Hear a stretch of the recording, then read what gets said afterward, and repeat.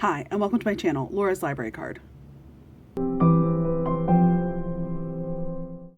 So this video is going to be like a one and done. Let's see how fast I can get this going. But August has been kind of weird for me, and I'm trying to clue you in as to what's going on. Or not clue you in, but just here's what's going on, right?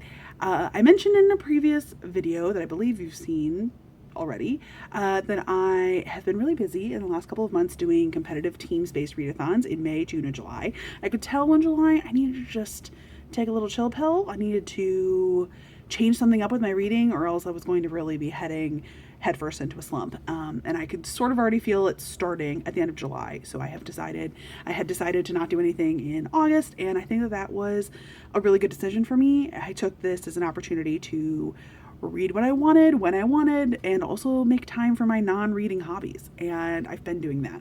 I've been doing that pretty hard, considering I've only finished 2 books so far, and it is now officially August the 19th.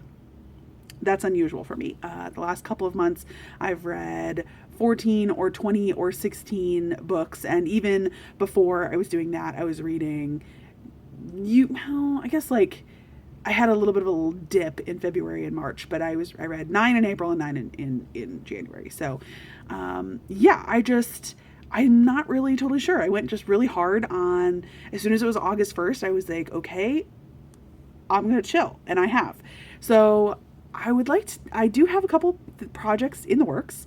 I realized that the video that should be coming out right here, instead of the one that you're watching me film, is the last weekly vlog that I captured, which was the last few days of July and the first few days of August. For whatever reason, it kind of got lost in the shuffle and it never went live. So that will be coming soon. I also was recently tagged in a tag video, and I can't wait to do that one. And I meant to film it yesterday, but I didn't. So that is also coming soon. And then I have multiple projects that I have started and kind of filmed the intro clips for, or have started to do some of the background work for, but I have not yet started to read anything for those books, or any books for those projects. And I am currently reading, as of August 9th, 6 different books, which is a little bit too much. This is like my upper limit, right?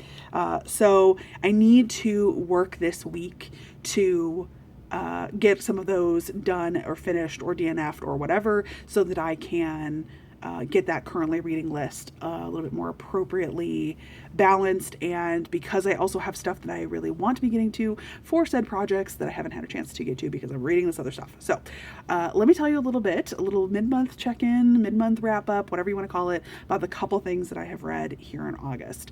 The first thing that I finished in August was actually the 3rd novella short book of a series that I was reading at the end of July, which was, I finished the book Headlines by Ella Frank. This is the 3rd book in the Prime Time series, and it was a continuation of the story that we followed in books 1 and 2.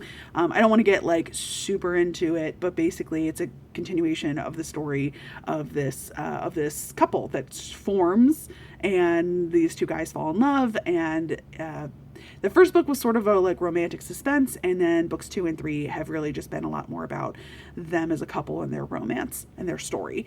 And yeah, it was like perfectly fine, very middle of the road, nice little way to kind of round out the story. Didn't think it was amazing. Actually, based on the date that I finished it, it's probably in that weekly vlog. So if you care to know about the 3rd installment of that series, look out for that weekly vlog that I probably will just drop randomly, because we are now getting pretty far away from the start of the month. So you'll get that soon.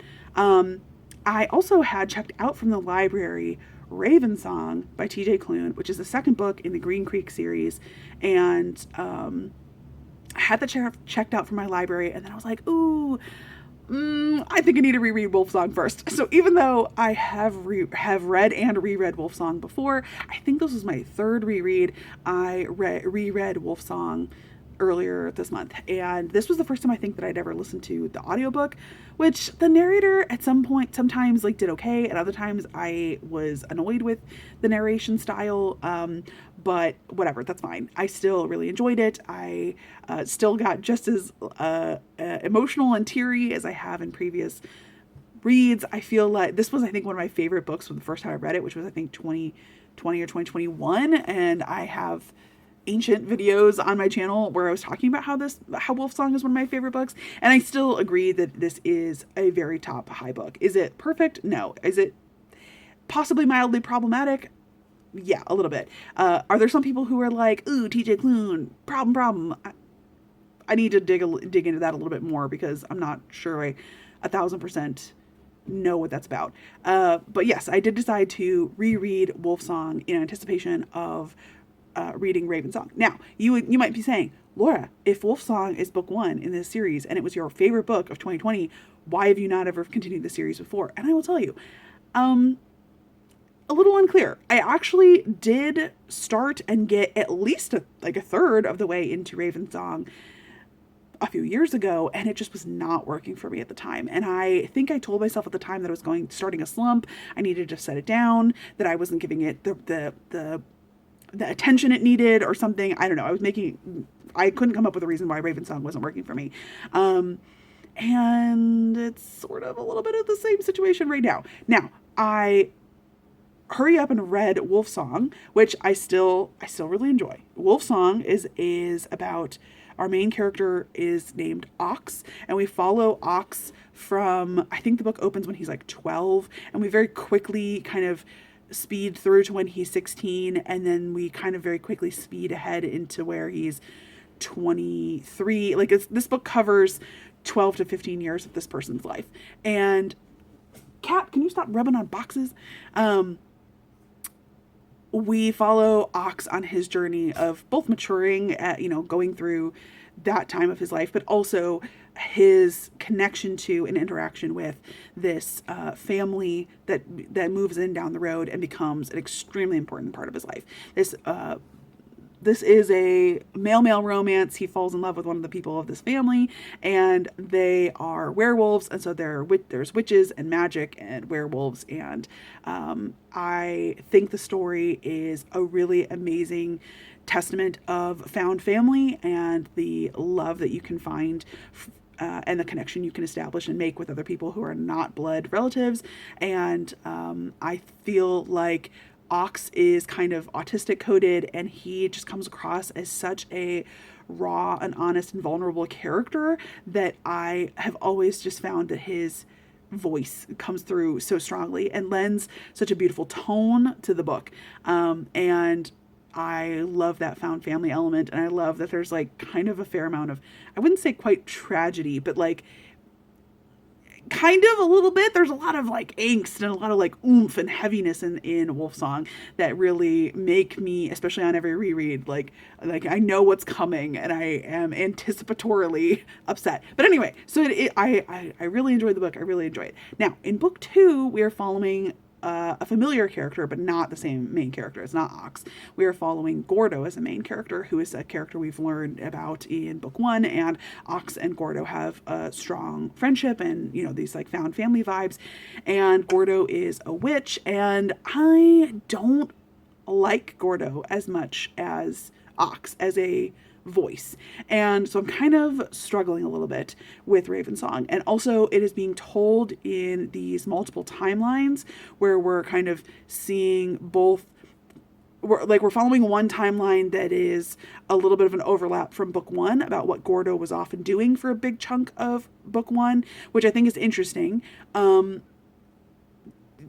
like the most interesting, because we do know a little bit of like what happened after that from book 1, but then also the second timeline in this book is like Gordo's youth and childhood, and we know from book 1 as well as early in this book that there was this some big thing happened, and like that was what caused the rift between Gordo and the Bennetts, and like this like big dramatic like this is the reason why I hate werewolves and have had problems and have repressed and and why at the end of book 1 he's like 40 years old and has all this unresolved BS.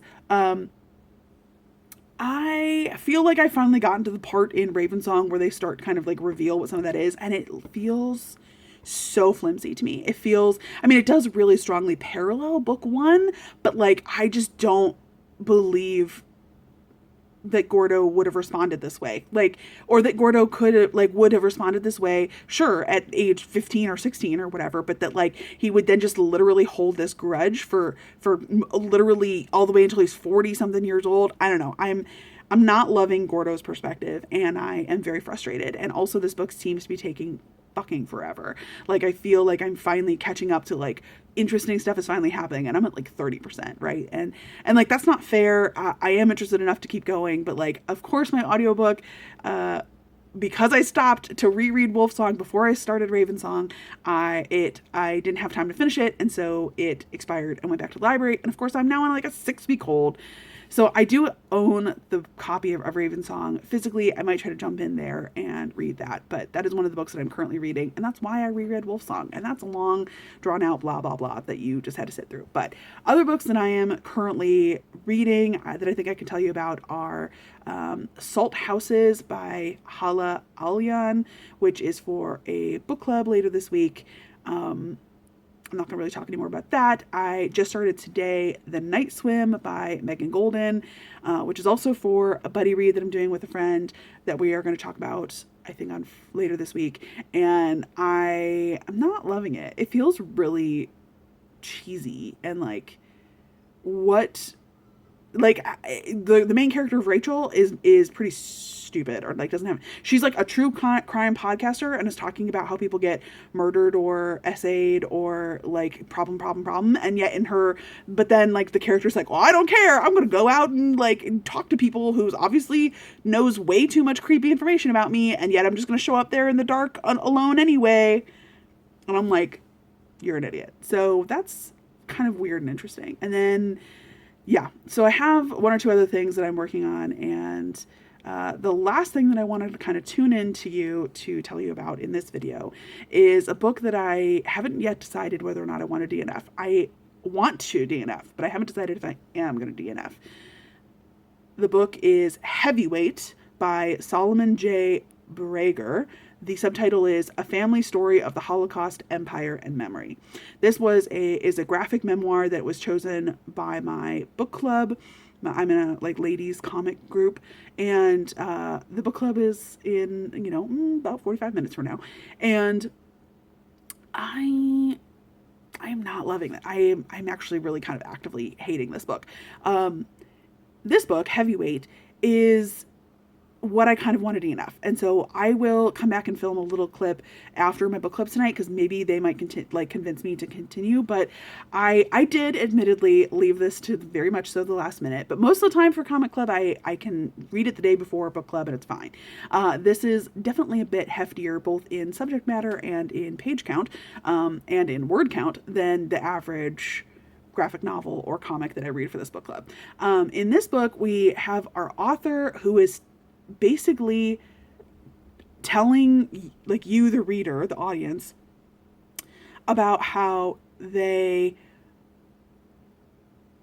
basically they have this identity of this Jewish heritage, and it was they felt a certain way about that identity as a young person, but like didn't feel that their family kind of carried a similar identity of, or like had different relationships with their own Judaism. And so the description of this describes this as a graphic memoir exploring inherited trauma, family history, and the ever shifting understanding of our own identities. And so yeah, this author is like on this journey of research to try to figure out what unresolved issues are going on with their family, and specifically how Judaism kind of played a role in, or like both their family dynamics and relationships, but also like their relationship to their religion. And the great grandparent of the author, it was a heavyweight boxing champion born in 1905, Jewish, in Germany, was present during the start of World War II. And I think, World War II and Holocaust stuff really is a major inherited trauma event in the family history. My frustration, like, so all of this sounds really interesting, right? Okay, like, cool setup, great.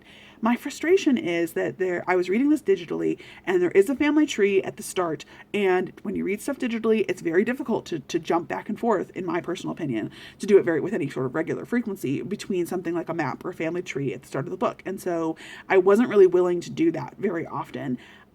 So I'm already at a disadvantage for not knowing who all of these characters are, these people who are the family members.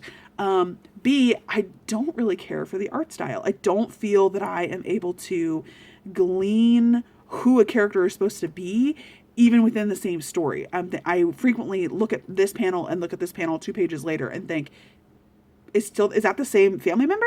And so I am not able to keep any of the characters straight. Like, I just can't keep any of them in track, and it's very frustrating to me. And it's also, I think that the author could have very easily done, like, just tiny brackets pretty regularly to be like, my aunt, my sister, my grandma, whoever. And it's like, and people have there's the same characters who have 2 names, like the name that they had in Germany and then the name that they had in America, and sometimes those are used interchangeably. And then there's all these like my oma, my opa, like I'm like, I don't know, like, is that grandpa, is that grandpa, like, what? I don't know what those are. So I couldn't keep track of anybody. I personally don't have a great, amazing grasp of history. Like, I know a little bit about World War I. I know a bit more about World War II. I do not know a lot of nitty gritty stuff. And I feel like this structure of this book is the author was like, hey, I dove into a research project and now I'm illustrating that research project to you. So there are huge blocks of text that have just been like dumped in there. They were like, oh, I found this cool quote by W.E.B. Du Bois. And I'm like, okay. And then like, it was like, oh, I found this article. So then there's a paragraph from this article, and the author is doing this exploration and they find a mention of something, and then they're like, ooh, what's that? Side tangent for multiple panels. Or they're like, oh, well, to understand the context of this, let's go back in time 100 years so I can explain the history of Germany. And it was just info, and it was dense, it was heavy, it was like not clear to me what the point of that was, other than for you to be like, yep, cool. Like, I am not enjoying it in any way. And I don't care at all about boxing. And I don't really, this is a kind of sort of an interesting look as to how this person has done research into their family to try to figure these things out. But there's no like storyline. There's no through line. It's just, here's all my research in my family that I'm not bothering to explain to you about who those people are or why you should give a shit about any of them. And it's all about heavy crap that is history heavy and that is sort of philosophically heavy, because it's looking into fascism and big empire memory. And I'm just like, can you draw some conclusions? Can you talk about how this has anything to do with you? Can you talk about like why I as a reader should care? I don't know. I am just not at all connected to the material, and I am very frustrated. So I gave it a good shot. I think I got like 35 to 40, somewhere right there, percent of the way through this book, and I am not wanting to continue. And I'm not going to read anymore before my book club tonight. And it might be that there's 1 or 2 other people at the book club who can convince me to finish it, but if not, this is the end of the video. If they have convinced me, then here's a clip of me being convinced to read the book. But thank you so much for listening to this blather. I've been talking for almost 20 minutes of all of the stuff that I just have kind of ruminating in my head, which is kind of a lot at the moment. August is going to be a weird month because I'm just not going to be able to finish my quote-unquote average number of books. But I do have a plan to knock out this week at least 2 books that are for book clubs and buddy reads, and I'm hoping to make progress on some of my projects so that I can get you some cool, interesting theme vlogs, or at least cool to me. So I hope you appreciated this ramble. If not, oh well. I did. So thank you so much for watching, and let me know if you have read Heavyweight and would recommend, yay or nay. Let me know if you've listened to the audiobooks for the Green Creek series and if you thought the narrator was okay, or if you thought Ravensong was like the low point of the series. I don't know. I feel like Wolfsong and Ox was really just gold, and I'm a little concerned that was like a one hit. I mean, that's not true for TJ Klune because I read House in the Cerulean Sea and really loved it. I don't know. So let me know any of your thoughts and feelings down in the comments below. I would appreciate it. And thank you so much for watching. Bye.